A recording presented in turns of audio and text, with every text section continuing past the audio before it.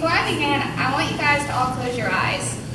And I want you to put yourself in this airport and fill that airport with a bunch of people. Not really people you know, just people.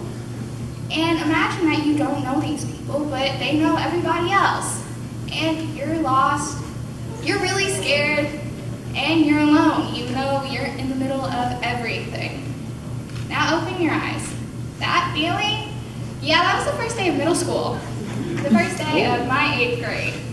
So we'll rewind a little bit, and we'll go back to how I got there.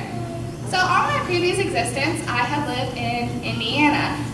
And I get home one day, and my parents go, "We're moving!" Like it's the greatest thing in the world. With my dad teaching in Lexington and my mom being a nurse at U of L, which is kind of downtown, they decided that they wanted to plop down somewhere in the middle, which just happened to be Middletown, Kentucky. Despite all my protests, we moved the summer after my 7th grade year. And as we settled into this bigger home, the only thing I could really focus on was my impending doom. I was going to get shoved in a locker, trampled in the hallways, or thrown out some window somewhere. Whatever it may have been, dying was inevitable, which is kind of gonna happen. Goodbye, high school.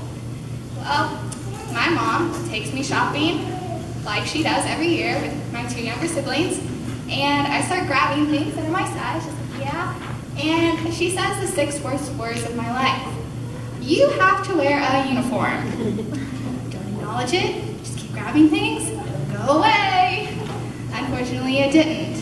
And as we travel all the way over there to the other side of the store where the uniforms, my mom brought us on about the positives of these uniforms. Less bullying, higher test scores, more uniformity. But see, the only thing I could really focus on was the less bullying part. Because to me, bullying was this kid sitting next to me, copying off my paper as though I couldn't see him doing it. Or the teacher not pulling on me, even though I'm going like this in the air and everybody can see me. Obviously not her. So, less bullying wasn't too exciting. And after that moment, neither was shopping.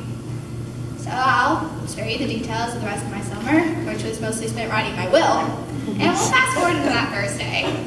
So I get out to this bus stop, which is like way over there, my house is like right here, and it's dark, and I'm the only one there, and this big yellow sticky thing rolls up, and I get on and I kind of plop my uniform butt in this first seat. And that experience was not the eye-opening, amazing experience everybody thought it was. Because at this time, someone had the brilliant idea to put high schoolers on the same bus as middle schoolers, which obviously didn't work out since they changed it the following year. But that kind of made that whole experience even more terrifying than it already was. And then I get to school, and I get in class and make it alive. I know, shocking, I'm shocked too. And the teacher goes through attendance, and she gets to my name, and of course she's going by last name, because first names are too easy. And she goes, "Kayley, Jochim?" No, it's Jochim. That's what I said, Jochim. No, it's Jochim. Jochim. She just wouldn't acknowledge that I knew my own last name. She thought she was right. Yeah, okay, I'll let you be right. I already knew that was going to be a really bad day. Then in choir class, I get sat next to this crazy, scary, loud, really loud girl who was going through this goth stage at this time. And it was in the very back row where she couldn't really see me. So I was kind of silently visualizing the way she was going to strangle me back there. And she kind of leaned in and kind of nudged my shoulder. Oh God, this is when I'm going to die. She kind of leans in, her peppermint breath all on my face, and she goes, "Hi, I'm Avery."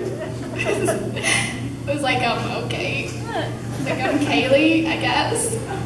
And she just wouldn't leave me alone.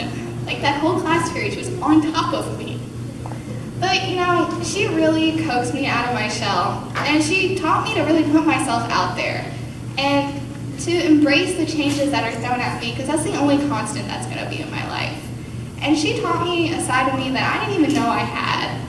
And without her, I probably wouldn't be able to stand up here. So this thing that I once hated with everything, I love it, and I still love it, because I met my best friend, and it made everything better. changing states, changing seats, changing schools. It all made this wonderful outcome that I can call my best friend. And I love it. Now, before I go, I want you to close your eyes one last time. And I want you to put yourself back in that airport. Now imagine someone shoves you, just kind of just bam, out of nowhere. And you look up and you see the face of a friend. Someone who makes you smile. That, my friends, is what we call change. Thank you.